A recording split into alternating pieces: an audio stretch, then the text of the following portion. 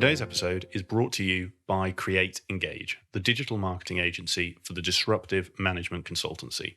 Digital marketing has moved forwards, but most consulting firms haven't.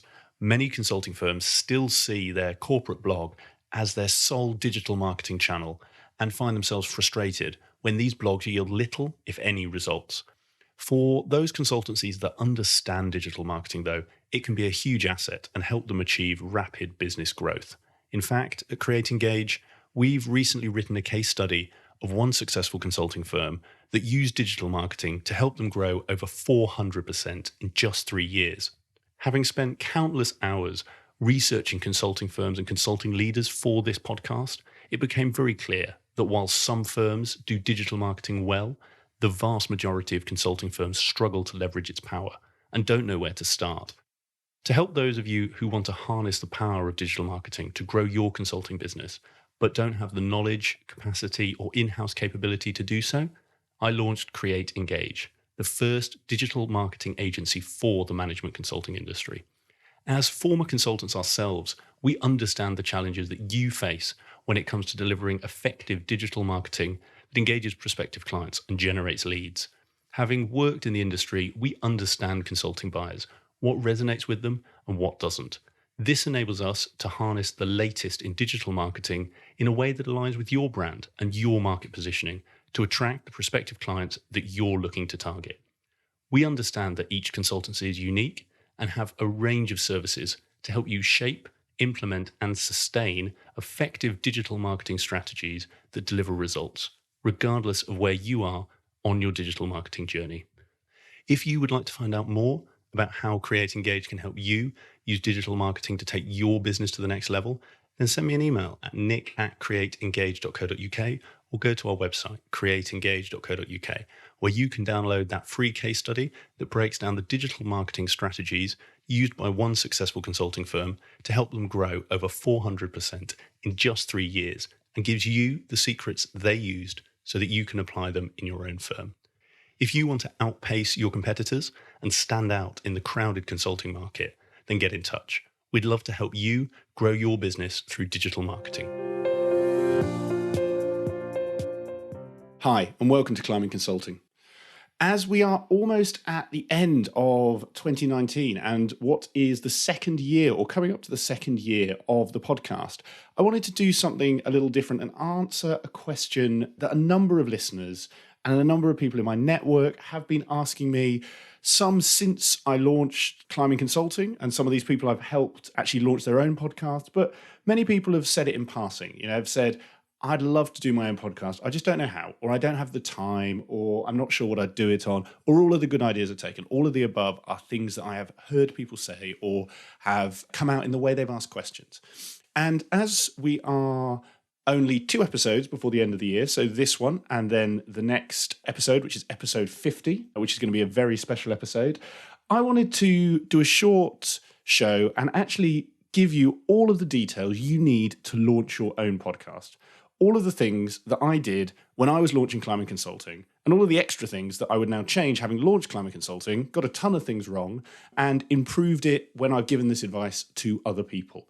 Now, the first thing to say just before we get into this, and it's the big disclaimer, it's the big health warning, is the advice and guidance I'm going to give you in this show is intended for you if you are looking to launch your own individual podcast. This is to you as a consultant or a contractor who is looking to, you've got a New Year's resolution to build your network, to broaden your reach, to just try something different, and you want to launch a podcast, this is for you. And all of the tactics, the tools, the approaches I'm going to talk to you about over the next 20 or 30 minutes is all intended for you. So it's all intended to be easy, low cost, quick. The reason I make that distinction is because if you are looking to do a podcast for your consultancy, there are a number of different steps that I would always recommend you take, because you need to do it to a different level and it has different challenges, there's different stakeholders involved, there is the corporate image of your firm that you need to consider. And so if you are going to do a corporate podcast,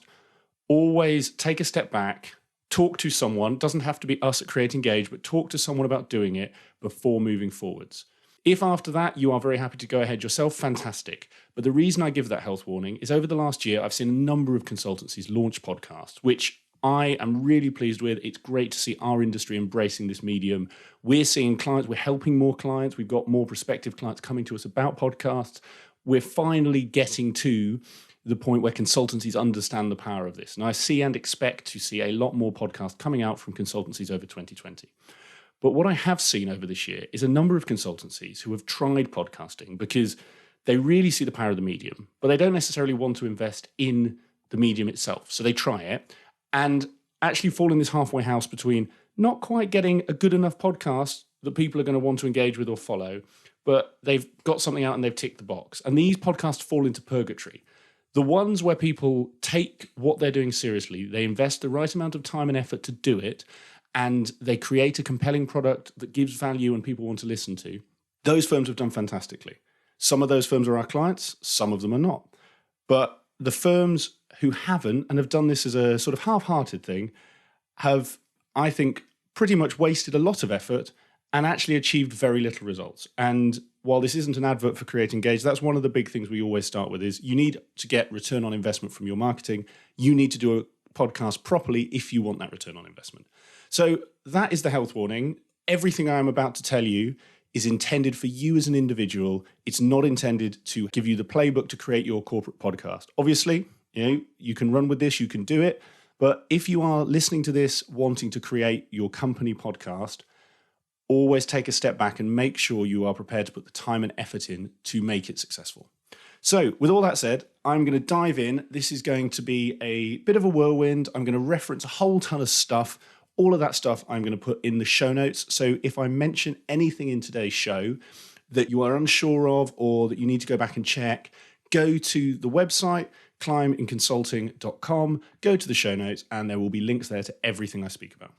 So I'm going to walk through everything you need to launch your own podcast. We're going to start with actually shaping your show and what it's going to stand for, how you do that, how you develop your USP, how you identify and reach out to your guests, how do you record it, ultimately, how do you edit it, and finally, and the thing that actually so many people get wrong, and it's so important, is how do you launch it successfully? So the first thing, how do you decide what to do a podcast on? Well, this is actually really easy. And the answer is do a podcast on something you enjoy.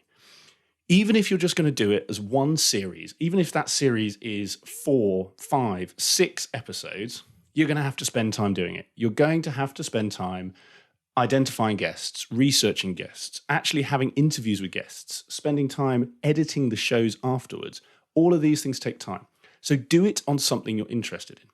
Now, one of the things that I've always found a bit surprising, but I think I can completely understand is I've had a number of people say to me they wish they thought of creating my podcast before me. They wish they thought about creating a consulting podcast before I did. And the thing to say to you, if you are listening right now, and that is the niche you love and you want to create a consulting podcast, is go do it. Go and create the podcast you want to create. There are thousands of podcasts on entrepreneurship right now, and people will happily listen to multiple different podcasts on the same topic, or even with the same guest. I do it. I listen to different shows with the same guest because I love the guest and because I like the different styles. And it'll be the same for your listeners. Just because somebody likes listening to me doesn't mean they won't want to listen to your show. And likewise, there will be people who hate climbing consulting. There are people, I'm sure, who hate climbing consulting. I've lost count of the amount of people who tell me this show is too long, who tell me it's too detailed. Well, that means there's a huge space in the market for a really short, a really high level, or a really targeted on a specific type or area of consulting. A show like that is going to get a whole different listener base to me. And I can promise you that if you go to the guests, and I say promise, I couldn't tell you for a fact, but you speak to any of the guests that have been on my show and say you want to interview them for your consulting podcast, I'm sure most of them would oblige. And so straight away, you have a guest list for your show. Now, that is just one example, and I'm sure there will be some of you out there who want to start consulting podcasts. But what about the industry you work in? What if you work in fintech? Why don't you do a fintech podcast? What if you work in manufacturing, pharmaceuticals? Whatever it is, there will be people in your space who want to listen to and hear about that sector. And the most important thing here is, as long as you are interested in it, or if you are interested in it, you are going to do 10 times better and be much more engaged and come across as much more engaging than if you're not. So that's the first thing. Think about what is it you enjoy, what is it you want that podcast to be on, and then start to develop your USP and the carving out and really defining that niche for the show. So what's different about it? Why is, and I'll stick with consulting podcasts for ease right now, why is your consulting show different to mine? Is it the length? Are you going to do a 20-minute interview or a 10-minute interview instead of a hour, 2-hour interview? Is it to do with the style or the format? So are you actually going to interview multiple guests in the same show and maybe make them thematic instead of having one-on-one interviews? Are you going to interview different grades, for instance? Are you going to interview analysts about how to get into consulting, or maybe recruitment managers? These are all of the things that you want to shape firstly. And once you have an idea on that, you want to get really clear on actually, well, who is going to listen to this show? And those two things will go back and forth between each other. There's a bit of a circular process you need to go in of defining what your podcast is about and who it's for. But obviously then, once you know who it's for, making sure that that still aligns with the podcast you wanted to create. So if you are, let's say, creating a podcast all about consulting recruitment, and you want to interview every recruiter or head of recruitment in consulting to understand how people get into consulting, but your target audience, the people you want to reach, are heads of consulting firms, it might not work. But if you want to reach analysts, university graduates who might be moving into consulting to share your knowledge and your experience, that could work really well. So you want to just make that cross-check that you have created a podcast that you love and you think will work really well, and that you know who you're targeting and you know why they would listen.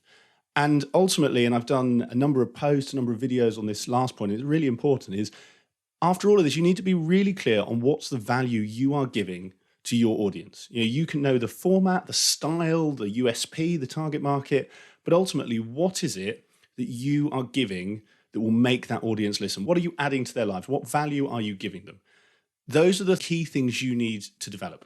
Once you've done that, you'll have quite a good idea for the show. And you'll notice I've not talked about naming the show. That's sort of something you'll probably just come up with while you're having a shower. It'll pop into your head. That the name, yes, it can be good. Having a witty name can be helpful, but ultimately 2, maybe 3, if not all of the top 5 podcasts on iTunes business charts are simply named after the person or the firm who hosts them.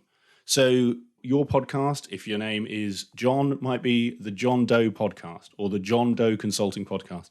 As simple as that. It doesn't have to be clever, and I really wouldn't waste time on the name. The focus should be the concept, and the name will come after that very easily. So once you've got the concept and you've written maybe a couple of lines on what that means so you can articulate it, you've tested it with friends and colleagues to make sure it works, or people in the space that you want to do a podcast on, it doesn't have to be consulting, it could be a hobby of yours. The next thing to do is brainstorm guests. And this is exactly what I did. So you want to do a podcast, it's on the topic, let's say here's consulting. I am going to brainstorm 10 guests that I could get on. And for these guests, you really want to keep them as people that, while they would be fantastic guests, you will be able to reach. So if you're doing an entrepreneurship podcast, let's say, your ideal guest might be Elon Musk. And it's fantastic to aim for that. And you should always aim for the biggest, most exciting guests that you want to get on. But likewise, you need a bit of realism, especially in these early episodes. And so it's much easier to reach out to people that you have access to already, because they're A, going to be much more likely to say yes, and B, you're ultimately going to be more comfortable managing that process through with them and interviewing them, because you either already know them or you've been introduced to them, or just generally you don't have that awe and that fear that you might if you were interviewing sort of a mega billionaire who runs a unicorn startup. So start with just writing out that list. So if it is consulting, and again, I'm looking forward to seeing who takes this advice and makes their own consulting podcast off the back of it. Write down the 10 people in the industry you would like to speak to. That might be guests who have previously been on my show. It might be partners from your own firm. It might be a client of yours who you really respect. The key thing is, as long as they fit within the USP, within the niche that you've set, as long as they will be interesting to your target audience, within reason, you can invite who you want on the show. It's your show. That's the beauty of it. If you're doing a podcast on a hobby of yours, so let's say rock climbing. It's the first thing that came to my head. Who are the biggest rock climbers in the space that you could have access to? So if you're in the UK, are there any big names in the UK that you could have access to? And I think the one thing here, and this is really powerful actually if you're doing a podcast on a hobby as opposed to a career, but it's equally true in a career, is Because podcasting is still, even in 2019, quite a nascent medium, there is still so much scope for it to grow. And actually, because of that, there are many people who have never been on a podcast, people who are huge in their industries who have never been on a podcast. And nobody is ever going to be offended if you say, look, I respect you so much, I would love to share your story with the world. Nobody's going to be offended by that. So if you are in a niche or it's a hobby, so I met with someone who is into songwriting, and in their industry or in that space, there's, 5 luminaries.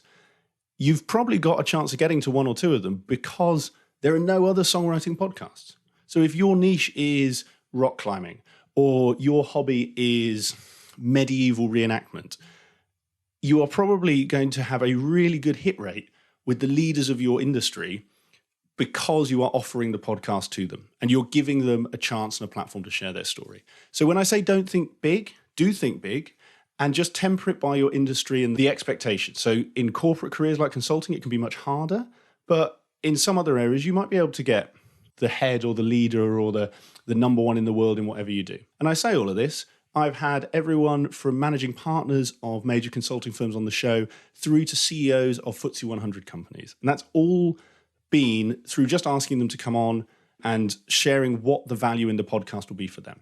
So that's your first bit, is who are you going to get on the show? The next part is reaching out to them. And that's where you need to make clear what's in it for them. So develop your sales email here. And this is a really good test, actually. If you're looking to get better at BD, this is a fantastic way to do it, because this is in effect a really dry run for your client pitches or your proposals or your networking with people in your industry. So you want to develop a really slick email that says, what's the podcast about? Why are you doing it? What do you want from your guest? How much time? What are you expecting?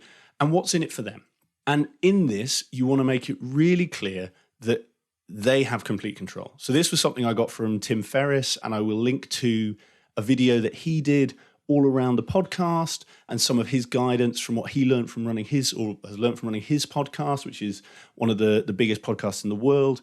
And one of the points he makes, and it is so true, is if you give the guest complete control, they are much more likely to come onto the show. Everyone in today's world is cautious of media. Social media, the tabloids, it's very easy to get misquoted and misrepresented. And so people in positions of authority are going to be naturally nervous because they don't know what you're going to do with their interview. So be really clear what you are doing. Be really clear that it's about sharing their story. It's a positive interview. You're not going to try and catch them out. Make it clear that they have the full discretion to say no to the show. They have full discretion to edit the show. This has been really powerful for me. And actually I think it's only been one, but I have had one guest who, because of certain issues at their company, actually requested I didn't put the interview out, and it didn't go out. But that, for that guest, obviously, was a hugely powerful thing to let them come on the show in the first place. Now, likewise, while I've only had one guest who has ever pulled out of the show, I've had a number of guests, and I could probably count them on at least probably 2 hands, maybe 3, who have asked for changes. And these are perfectly normal things. You know, I messed up that sentence. I didn't mean to say that. Or those stats I used or that reference I used, that was completely wrong. I checked. Can you remove it? All of this is done for our guests. Anything they ask is removed. And all of this is done before it goes out and completely with their blessing. I will never release an episode until one of my guests has said they're 100% happy with it. And guests knowing this makes them much more comfortable and much more likely to come onto the show. And it means there's a lot less red tape, a lot less sort of negotiating with compliance departments, risk departments, all of that stuff that can slow you up. It just makes your guests much more comfortable. So make sure that's a key thing you include in your email out to your guests. Now, the other side of what you want to be developing as part of your guest outreach is actually your podcast collateral. So it's one thing saying, I'm starting this great podcast, and sometimes the vision will sell people, particularly if you're doing this with people you know, for instance. But something that I found really helpful with climbing consulting, I'd always recommend you do as well, is actually before you even start emailing anyone, create yourself a website. So I recommend Squarespace. I'll put a link to the show notes.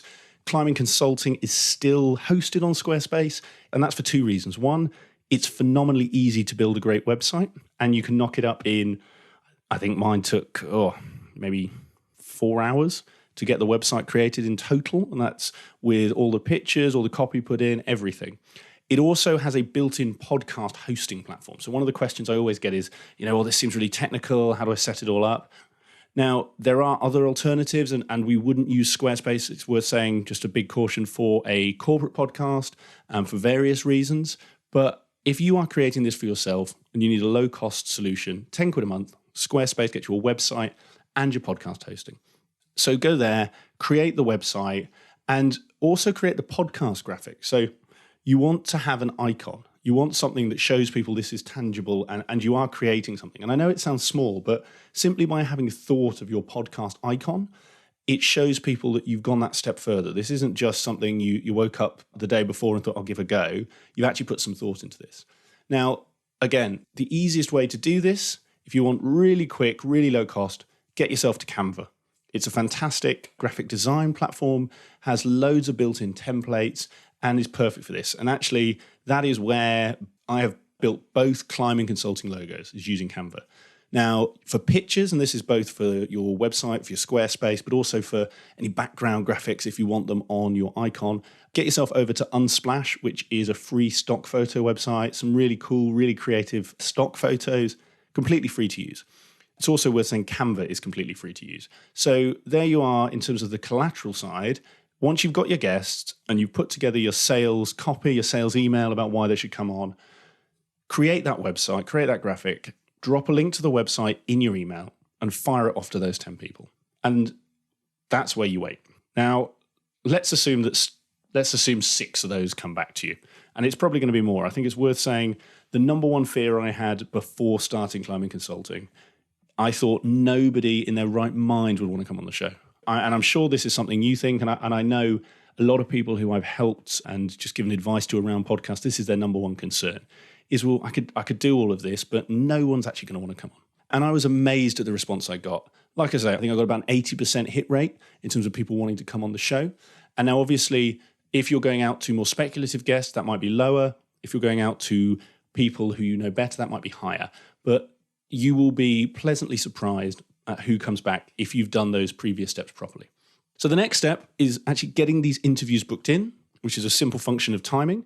I would always recommend, if you can, you always want to allow a small buffer and a small sort of tail at the end. So small buffer at the start, small buffer at the end as part of the recording. So just for simplicity, if you're recording a 30-minute podcast, you want to try and get 10 to 15 minutes with your guest at the start, 10 to 15 minutes with your guest at the end. So you want an hour of their time. And actually that buffer doesn't really need to change. So for Climbing Consulting, I'll always ask my guests for 2 hours and expect to be recording for an hour and a half.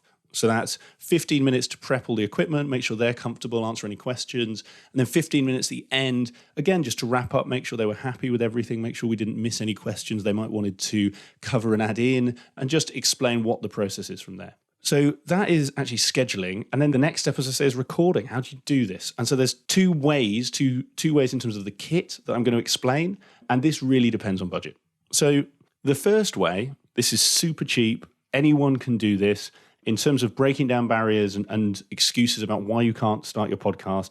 This is one I've heard as well as, I can't afford the equipment. Well, the easiest way to do this, especially if you're a consultant and you have Teams, but if not Skype, is just use your laptop. Plug in a pair of bog standard headphones, an old pair of iPhone headphones will be fine.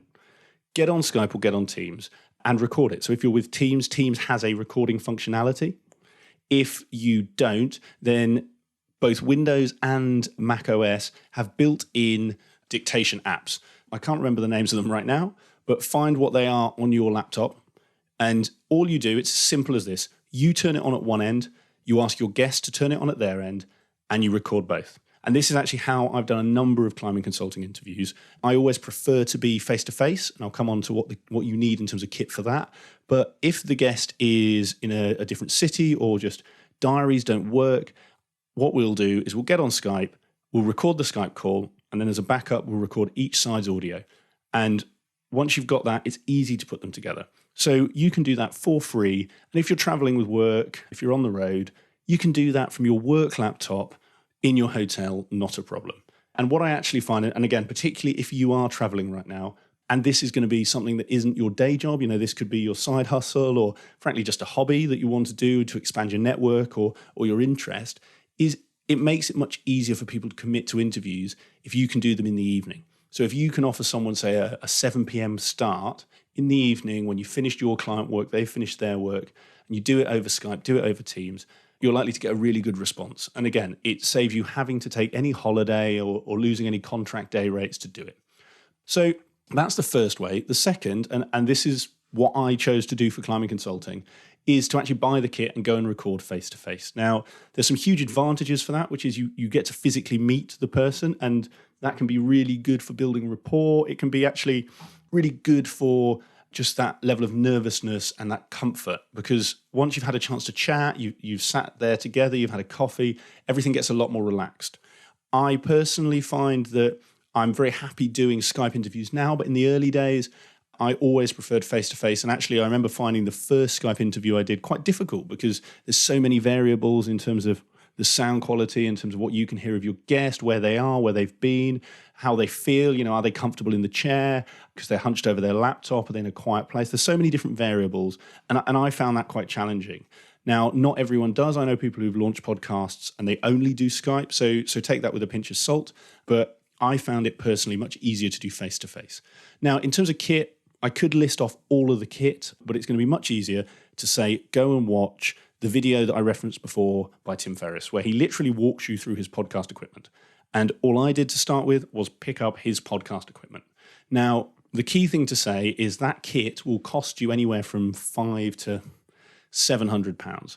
And the thing you will want to do, obviously dependent on your budget, is look for substitutes. So for instance, the Zoom H6, which is the recording device that you'll see referenced in the video, the recording device we use, the one we recommend to our clients, that costs you about 250 quid. There are cheaper alternatives. There's a Zoom 4, for instance, which has got less functionality, but given you are doing this podcast for yourself as a hobby, it would be absolutely perfect. You could even use, I think there's the Zoom 1, which is more of a dictaphone, but you could easily use 2 of those, albeit just be careful about sound quality, just to capture what's going on. Now, that is just my recommendation. If you Google best equipment for podcasting, there will be hundreds of blogs, hundreds of articles that will recommend different kit, and ultimately it's getting the kit that works for you. So have a look through those, have a look through which ones actually work for your budget, because that's the most important thing. And ultimately just buy the piece of kit, buy the microphones, buy the headphones that work best for you. The only things I would say on this, and there's probably 2 fundamentals, is whatever you do, make sure you get 2 microphones. So you can get some multi-directional microphones that you almost put in the middle of a table and they capture the room in 360. This is really challenging in terms of editing. So when you have a conversation, there will be points where you talk over each other, or one of you says something, the other laughs, and they start laughing as you're saying it, for instance. These are sort of perfectly normal things that happen. Now, that you do not notice when you're speaking in a conversation because your brain just processes it out. But when you listen back to audio, or when you try and listen to a podcast like that, it's really distracting. And actually, I remember I've listened to a couple, I can't remember who by, but podcasts where they keep the sound on stereo. So it sounds like surround sound. And if you have a conversation going on in stereo in your head, so one party on your left ear, one party on your right, it is the most unnerving and distracting thing and really detracts from the audio.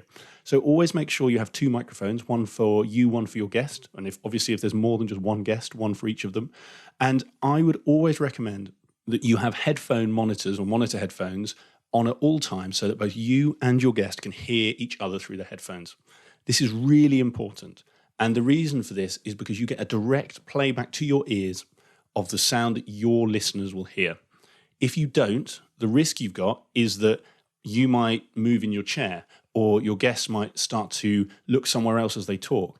And in doing so, the mic may not pick them up, or the sound quality will change because they go much closer or much further away from the microphone. This is very difficult to change in the edit. So it's critical to make sure you get the best sound you can in the recording. So this is where headphones come in, because if I've got headphones on, I no longer hear my voice as I would normally. I hear what's coming out the microphone. And so if I suddenly go quieter in my headphones, I know to react. If I turn my head, so I've just turned my head, I hear that in the headphones just as you have, and I turn back to the microphone because I instinctively know that that's not right. So that is a really key thing, is make sure you get a microphone per guest and including yourself there, so a microphone per person, and make sure everyone has monitor headphones. After that, there's so many variables, but ultimately, watch that Tim Ferriss video. It's a great place to start. So that is the kit. Just as a side note, because this was something that really helped me, before you record your first show, whoever the guest is, be it friend, be it colleague, be it industry person, industry figure, whoever it is, find a friendly person. And I did this with a friend of mine, and just practice. Have a go at doing an interview. Have a go at writing some questions for them. Have a go at asking some questions to them, because you want to be as prepared as possible for this first interview.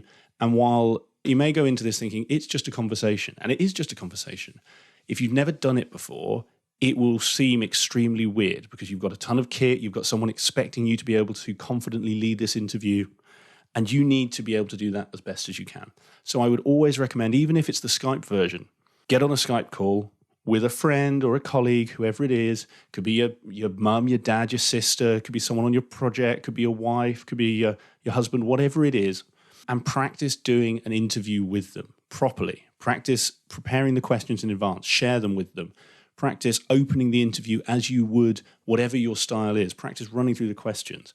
Now, I can guarantee you this will be awkward. I can guarantee you won't like the end product. But by doing that, by preparing, by recording, and actually most importantly, editing and listening back to it afterwards, you'll have a really good understanding of the process, and you'll get a really good understanding of where you are as a baseline. What is it you do well? What are the verbal tics you have that maybe you need to remove or try and remove throughout the interviews? What are the questions that maybe you shouldn't ask guests because they don't land as well? What are some of the questions that you did ask that actually worked really well and you should keep? These are all things that you will only get by that practicing. So that, as I say, is a key side point. Before you go anywhere near a guest, make sure you practice. So we've run through, you've got your podcast, you've gone out to your guests, you've got some people signed up, you've recorded some episodes. The next step is actually editing the show. So I could give you lots of detail here. It's going to be much quicker and much better for you if I just say there is a free piece of software called Audacity, and I've put a link in the show notes for you. It's fantastic audio editing software. It's completely free. It will do everything you need for the podcast. There's a ton of tutorials on it on YouTube. So go to the link in the show notes, download Audacity, and start editing your podcasts. Again, you'll find this takes time. Your first one might be very slow. You will get quicker, but that is going to be the best tool for you. You could find an editor, but that's going to, again, cost money. So always think about, and again, this is where I say this is very much for individuals creating podcasts and not for companies. If money is a challenge for you, or you're just doing this for a bit of fun, edit it yourself. And you'll find actually that's more fun because you listen back to the interview, you learn from the guests, from what they've said, you can tweak bits maybe of your own audio you don't like. And again, you're learning a new skill. So that's the editing side. Now the last piece, and I'm going to spend a bit of time on this because it's the most important piece that people get wrong. And actually this is something that I've seen a ton of consultancies get wrong. So while the advice in here is very much for individuals, if you're listening to this and thinking about, or you're in the process of starting your own corporate podcast, you really need to pay attention to this section. The launch is the most important part of the podcast up until now. You could have the best guests in the world, the best concept, the best audio, the best editing, but if no one knows about your podcast, no one's going to listen. So you want to do this. And it's worth saying that I got this approach from Noah Kagan at sumo.com, where he shared a fantastic article on how he launched his podcast. He did it much more successfully than me, I might say. But the approach he gave was fantastic. And I'll link again to it in the show notes because really valuable approach if you're thinking of doing this. So the first thing to say is have a plan and make sure you have a launch date. You're a consultant, projects are your thing. Have a Gantt chart. Work back from your launch date. If you are going to, I'm recording this at the end of November 2019. It'll be going out at the end of November 2019. If you are thinking of launching a podcast in the new year, have your Gantt chart ready. And funnily enough, actually, I launched or planned to launch Creating Climbing Consulting at exactly this time. I reached out to guests around this time in 2017 with a plan to launch in February 2018. Because you need that 2 to 3 months to interview guests, to get everything prepared. And I'd recommend a similar plan for you, is allow 3 months from initial idea or initial interviews through to launch. So what are the key things to go into the plan? Well, ultimately, you need people to shout about your podcast. And there's two groups who will do that. There's your guests, who will be more than happy to promote their interviews, assuming they're happy with their interviews themselves.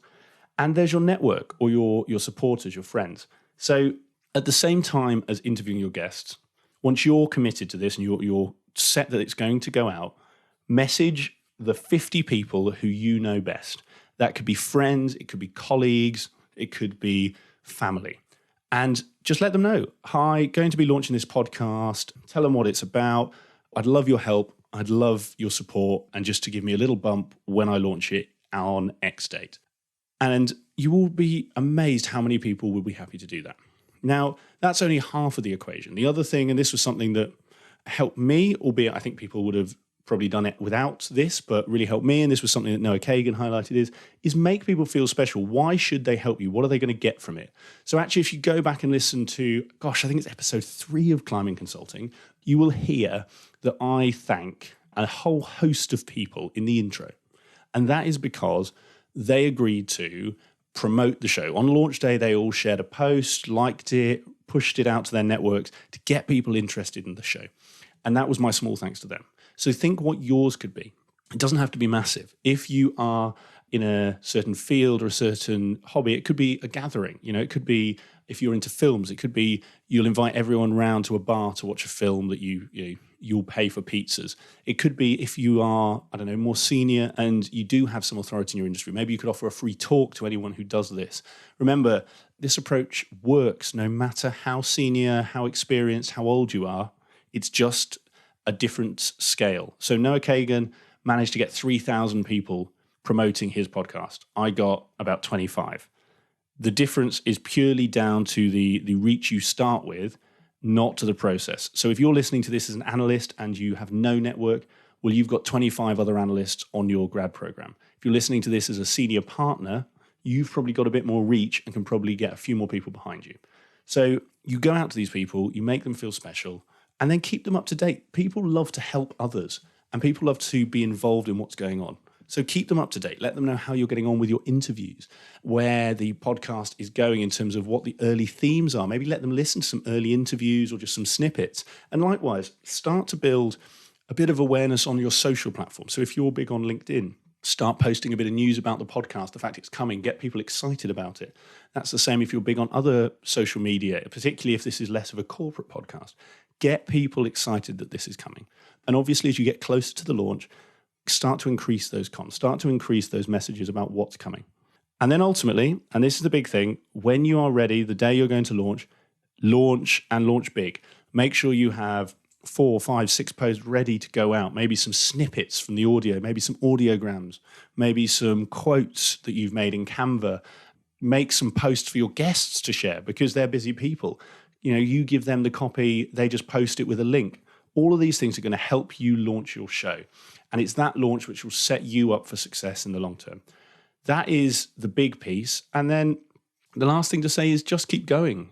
Do the first set of episodes you plan and review. If you're enjoying it, if you've had a great time and people are giving you good feedback and that you can tell this is going in the direction you want, whatever that is, keep doing it. If having done the first series, the first 5, 6, 7, you don't like it, or you're not getting the listenership you thought you would, or your guests aren't positive about it, well, just chalk it up to bad luck and move on. You'll have learned a ton. But what I can tell you, because that was the thought process I had with Climbing Consulting, is you will be amazed at the response you get to your podcast. And you'll be amazed by the people you meet, the network you build, and where it takes you just by launching this. So that is, and actually it is slightly over 30 minutes. Gosh, we're almost at 40 minutes. The step-by-step approach for how to launch your own podcast.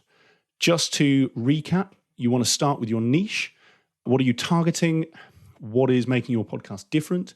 You want to really hone that USP. So once you know broadly the industry and the length, the style, well, what is that USP? What sets you apart from those out there in the rest of the podcast sphere?